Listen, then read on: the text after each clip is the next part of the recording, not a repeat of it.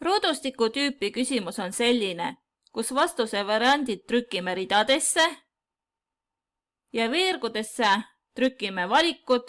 Praegusel juhul on valikud söödav või mürgine. Ruudustiku tüüpi küsimuse loomiseks valime lisaküsimus,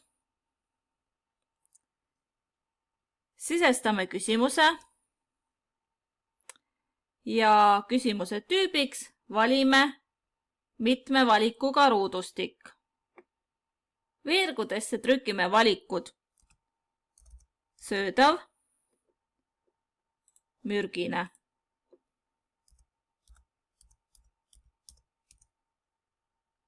Ja ridadesse praegusel juhul taimede nimed.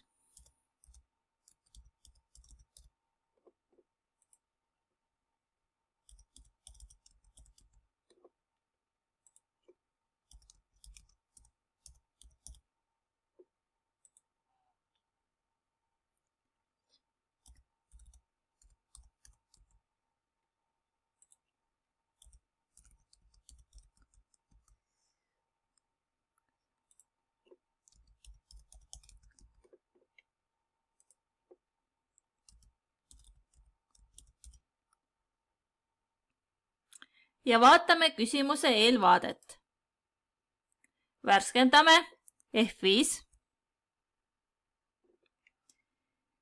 Siin on taime nimi, näsiniin ja vastaja saab valida, kas see taim on söödav või mürgine. Lillakas, siin on trükiviga. Vea parandamiseks liigun küsimuste koostamise aknasse ja teen paranduse. Värskendan vaadet F5.